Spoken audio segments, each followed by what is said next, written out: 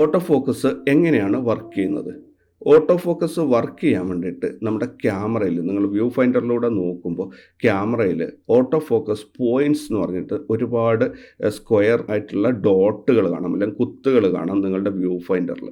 ഇതെങ്ങനെയാണ് ഈ view ഫൈൻഡറിൽ auto focus points കാണുക എന്നുള്ളതൊക്കെ കാണിച്ചു തരുന്നുണ്ട് നിങ്ങൾക്ക് ഇവിടെ. അതുകൊണ്ട് തന്നെ ഇതിൻ്റെ ആ ഒരു വർക്കിംഗ് സ്റ്റൈല് മനസ്സിലാക്കാൻ വേണ്ടിയിട്ട് നിങ്ങൾ ഇപ്പോൾ ഇത് നോട്ട് ചെയ്ത് വെച്ചേക്കുക. അപ്പോൾ നിങ്ങൾ വ്യൂ ഫൈൻഡറിലൂടെ നോക്കിയിട്ട് അതിനകത്ത് കാണുന്ന ചില ക്യാമറകളിൽ 9 ഓട്ടോ ഫോക്കസ് പോയിന്റ്സ് ഉണ്ടാവും, ചില ക്യാമറകളിൽ 17 ഉണ്ടാവും, 56 ഉണ്ടാവും, 135 ഉണ്ടാവും, അങ്ങനെ 333, അങ്ങനെ ഒരുപാട് പുതിയ ടെക്നോളജി അപ്ഡേറ്റ് ആകും തോറും ഈ ഓട്ടോ ഫോക്കസ് പോയിന്റുകളുടെ എണ്ണം കൂടി കൊണ്ടുവരുന്നുണ്ട് ക്യാമറകൾ.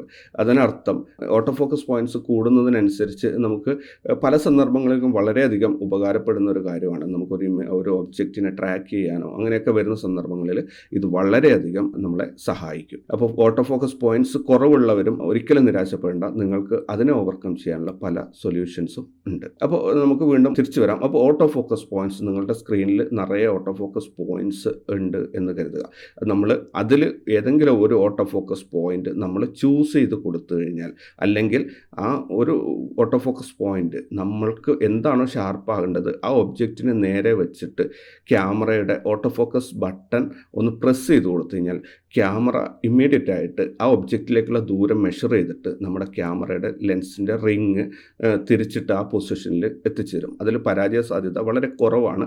എങ്കിലും നിങ്ങൾ വ്യൂ ഫൈൻഡറിലൂടെ നോക്കിയിട്ട് ആ ഒബ്ജക്റ്റ് ഷാർപ്പായി എന്ന് ഉറപ്പുവരുത്തണം ഫോട്ടോ എടുക്കുന്നതിന് മുൻപ്. ഈ ഓട്ടോ ഫോക്കസ് പോയിന്റ്സ് എങ്ങനെയാണ് നമ്മൾ ഡിഫൈൻ ചെയ്യുന്നത്? ഓട്ടോ ഫോക്കസ് പോയിന്റ് സെറ്റ് ചെയ്താൽ മാത്രമേ ക്യാമറക്ക് ഓട്ടോ ഫോക്കസ് അച്ചീവ് ചെയ്യാൻ പറ്റുള്ളൂ. ഇപ്പോൾ നിങ്ങളുടെ ഫ്രെയിമിൽ മധ്യഭാഗത്തായിട്ട് നിങ്ങളുടെ ഒരാളെ നിർത്തിയിട്ടുണ്ട്, അല്ലെങ്കിൽ ഒരു ഒബ്ജക്റ്റ് അവിടെ ഉണ്ട്, നിങ്ങൾ ഫോട്ടോ എടുക്കാൻ പോകുന്നത്, നിങ്ങളുടെ വലിയൊരു ഫ്രെയിമാണ് നിങ്ങൾ ഷൂട്ട് ചെയ്യുന്നത്, ആ ഒബ്ജക്റ്റ് ഫ്രെയിമിൽ ചെറുതാണ്. അപ്പോൾ നിങ്ങൾ എങ്ങനെയാണ് ഓട്ടോ ഫോക്കസ് അച്ചീവ് ചെയ്യേണ്ടതെന്ന് പറഞ്ഞു കഴിഞ്ഞാൽ, നിങ്ങളുടെ ഒബ്ജക്റ്റിൻ്റെ നേരെയുള്ള ഒരു ഓട്ടോ ഫോക്കസ് പോയിന്റ് നിങ്ങൾ ഹൈലൈറ്റ് ചെയ്ത് അവിടെ വയ്ക്കണം. എന്നിട്ട് കൃത്യമായി നിങ്ങളുടെ ഒബ്ജക്റ്റിന് നേരെയാണ് ആ ഓട്ടോ ഫോക്കസ് പോയിന്റ് ഉള്ളത് എന്ന് ഉറപ്പുവരുത്തിയതിന് ശേഷം ഫോക്കസ് ബട്ടൺ പ്രസ് ചെയ്യുമ്പോൾ ക്യാമറ ഓട്ടോമാറ്റിക്കായിട്ട് ഫോക്കസ് അച്ചീവ് ചെയ്യും, അല്ലെങ്കിൽ ആ ഒരു ഒബ്ജക്റ്റിനെ ഷാർപ്പാക്കി തരും. എങ്ങനെയൊക്കെ നമുക്ക് ഇത് സെറ്റ് ചെയ്യാൻ പറ്റും എന്ന് നോക്കാം. അതായത് ഇത് പ്രധാനമായിട്ടും 2 വിധത്തിലാണ് നമ്മൾ സെറ്റ് ചെയ്യുക. ഓക്കെ, അതായത് ഞാനിപ്പം ആദ്യം പറഞ്ഞത് ഫോക്കസ് 2 വിധമുണ്ട്. അത് ഓട്ടോ ഫോക്കസും മാനുവൽ ഫോക്കസുമാണ്. മാനുവൽ ഫോക്കസിൻ്റെ ബുദ്ധിമുട്ട് മനസ്സിലാക്കി നമ്മളത് മാറ്റി നിർത്തുകയാണ്. ഇനി ഓട്ടോ ഫോക്കസിലേക്ക് വന്നു. ഓട്ടോ ഫോക്കസ് തന്നെ നമ്മൾ വീണ്ടും 2ആയിട്ട് ഡിവൈഡ് ചെയ്യാൻ പോവുകയാണ്.